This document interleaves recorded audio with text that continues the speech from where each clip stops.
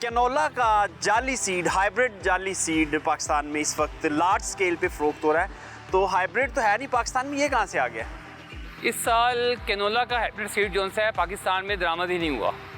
जो मेरी मालूमात है उसके मुताबिक ना ही वो दरामद हुआ है और ना ही बाकायदा लोकली तौर पर उसको हाइब्रिड सीड को तैयार किया गया है। इस वक्त जितनी भी कंपनीज़ हैं वो कैनोला का दरामदी हाइब्रिड सीड कह के बेच रही हैं और फेडरल सीड सर्टिफिकेट के उनको टैग लगे हुए हैं। वो सारे का सारा या राया है या सरसों है और ये किसानों के साथ एक बहुत बड़ा धोखा किया जा रहा है। तो साइम भाई इसका क्या फ्यूचर में इसका इम्पैक्ट क्या आएगा हमारे? देखिए इम्पैक्ट इसका वही आता है ना कि आप कैनोला बेसिकली मीठी सरसों है, आपकी जो तेल की क्वालिटी है वो डिस्टर्ब होती है। अच्छा, इसका ज़िम्मेदार कौन है? किसने इसको रोकना था, क्यों नहीं रोका गया? फेडरल सीड सर्टिफिकेशन का जो अदारा है वही इसका जिम्मेदार है, सारी टैगिंग वही इशू करता है। बाकी तो तमाम जो प्रोविंशियल अदारे हैं वो तो इनकी सिर्फ सीड की मॉनिटरिंग, सेल को मॉनिटर कर सकते हैं। साइम साहब, पिछले प्रोग्राम में भी बात हुई थी, खादों की कीमतें, ख़ास तौर पर जो यूरिया खाद है, इस वक्त कोई ऐसी फसल नहीं है जिसे लार्ज स्केल पर यूरिया खाद की ज़रूरत हो। हमारी प्रोडक्शन भी पूरी है, इंपोर्ट भी हुई है खाद, तो फिर आखिर खाद जा कहाँ रही है? इस वक्त भी मार्केट में शॉर्टेज है।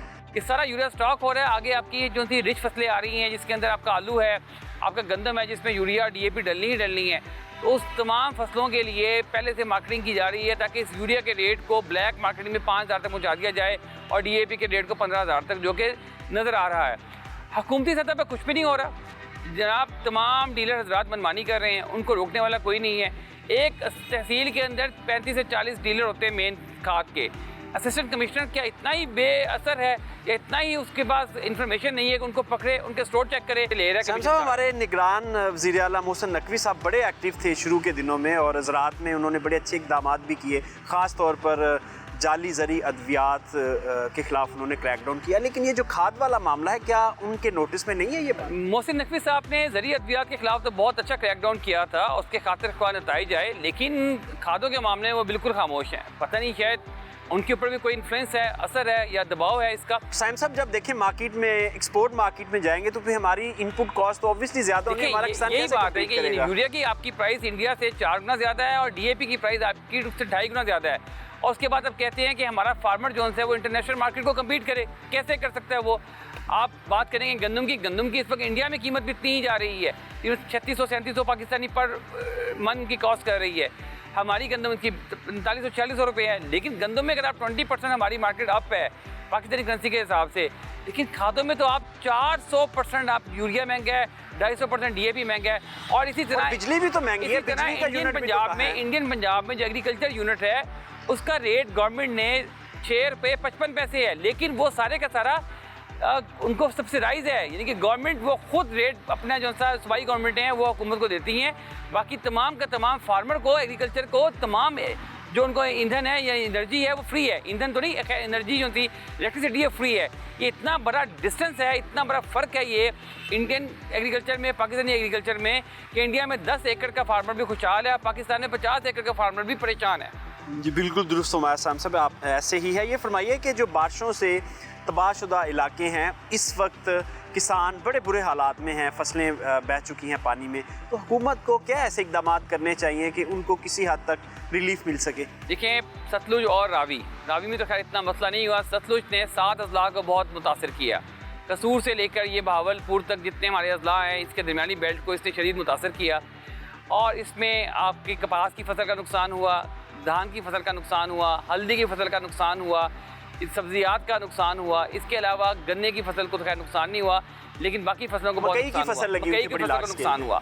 अब मैं तो बिल्कुल तवक्को नहीं रखता कि गवर्नमेंट इनको कुछ रिलीफ दे सकेगी, क्योंकि हुकूमत इस वक्त पाकिस्तान में किसी और चीज़ में बिजी है, तो रिलीफ का तो सवाल ही पैदा नहीं होता। तो मेरा हुकूमत वक्त से ये गुजारिश है कि आप इन फार्मर्स को इनकी बाकायदा डेटा इकट्ठा किया जाए और इनको इंटरेस्ट फ्री लोन दे दिए जाएं ताकि ये अपनी अगली फसल की बिजाई कर सकें। और जो इनके घर बह गए हैं या इनके माल मवेशी हो गए हैं, उनका नुकसान का अजाला किया जाए। अगर आप अजाला इनको नहीं कर सकते तो कम से कम लोन दे दें इंटरेस्ट फ्री। कि लोन के ऊपर भी बहुत ज़्यादा मार्कअप है, ये कहाँ से पे करेंगे? और ये इंटरेस्ट फ्री लोन कम से कम अगले 5 साल में पे बैक हो। अब वरना साहब साहब ये आड़ती के हथी आ जाएंगे और आड़ती इनको सब स्टैंडर्ड चीज़ें देगा और अपनी प्राइस के ऊपर इनसे चीज़ें खरीदेगा। विशियस घिनौना साइकिल है आरती का। आरती इनको इस वक्त इनकी तमाम फाइनेंशियल रिक्वायरमेंट पूरी करने के चक्कर में इनको जो उधार पैसा देगा उसके वो कई गुना ज़्यादा ज़री मुदाखल की शक्ल की महंगी शक्ल में इनसे पूरा करेगा। जी साइम साहब बिल्कुल दुरुस्त फरमाया। मौसम की बात हो रही है तो असलम चौधरी साहब हमारे साथ मौजूद है, उनसे पूछते हैं कि अगला हफ्ता मौसम कैसा रहेगा पाकिस्तान में। जी सर सलाम को फरमाइएगा।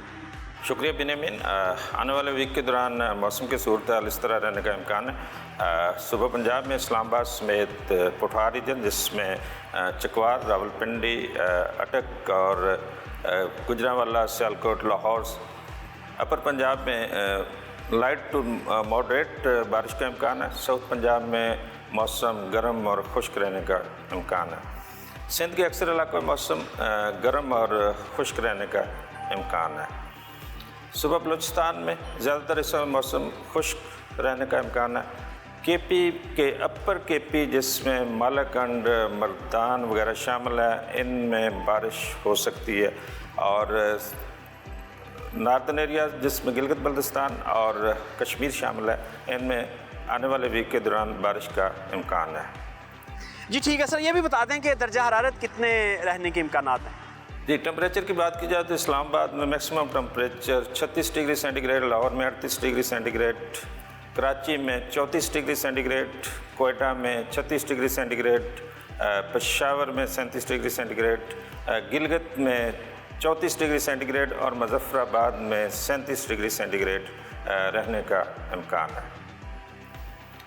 जी आने वाले वीक के दौरान पाकिस्तान के तमाम मेजर जो दरिया हैं इनमें कोई सिग्निफिकेंट फ्लड का कोई चांस नहीं है, लेकिन जो सतलज में गंडा सिंह वगैरह और नीचे सुलेमान कीम पे पानी अभी फ्लोज़ हैं और आने वाले दिनों में भी फ्लोज़ इतने ही जारी रहने का इम्कान है। जी असलम चौधरी साहब आपका बहुत शुक्रिया। साइंस साहब फरमाइएगा, दर्जा हरारत डाउन जा रहा है और अगले जो सीज़न है हमारी क्रॉप्स का वो शुरू होने वाला, क्या कहेंगे आप? देखें दर्जा हरारत जो सा है अभी अगले 10 दिन में तो खुशहाली रहेगी और कुछ इलाकों में दर्जा हरारत जो सा है वो 40 को टच करेगा, और लेकिन इसके बाद जो सा दर्जा हरारत जो सा है वो डाउन ही होगा, आपका डे बड़े गिरेगा। लेकिन ये बेहतर दर्जा हरारत होता है। 25 से 35 डिग्री सेंटीग्रेड जो टेम्परेचर होता है ये किसी भी फसल के लिए बहुत ऑप्टिमम होता है। इसको बेहतरीन फसल टेम्परेचर कहा जाता है। और लेकिन इसमें दुश्वारी पेश आएगी उन फार्मर्स के लिए जो कि अब मकई लगा रहे हैं पकाने के लिए, यानी कि जो इससे चाहते हैं कि इससे बीज कर्नल ले सकें, इसका मकई को पका सकें, उनके लिए दुश्वारी आएगी। अगर तो वो साउथ के फार्मर्स हैं वो तो कर सकते हैं, क्योंकि साउथ पे 15 नवंबर तक मकई पकेगी और अब लगेगी तो टेम्परेचर डे का जो सा 30+ होता है जैसे पिछले 2 साल में आ रहा है। लेकिन नॉर्थ के जो आपके फार्मर्स हैं उनके लिए मकई जो सी है इस पर पकानी से बेहतर है कि वो चारा जात या साइलेज पे जाए। जी बिल्कुल ऐसे ही। और जो मौसमी सब्जियां उनका वक्त हो चुका है जी, लहसुन लगा सकते हैं, प्याज लगा सकते हैं, इसके अलावा जो गार्डनिंग होती है यानी पौधे वगैरह लगा सकते हैं आप, वो भी बड़ा फार्मर से बड़ी रिक्वेस्ट करेंगे कि हर फार्मर अपने खेतों में दरख्त में इजाफा करे, स्पेशली नीम के बागात लगाए। नीम आपका फ्यूचर का सारा ऑर्गेनिक पेस्टिसाइड है, ये बेहतरीन वक्त है नीम के बागात लगाए जाएँ। आप अपनी फसलों में हर फसल में 1 एकड़ के हिसाब से आपके कम से कम 2 दरख्त होने चाहिए।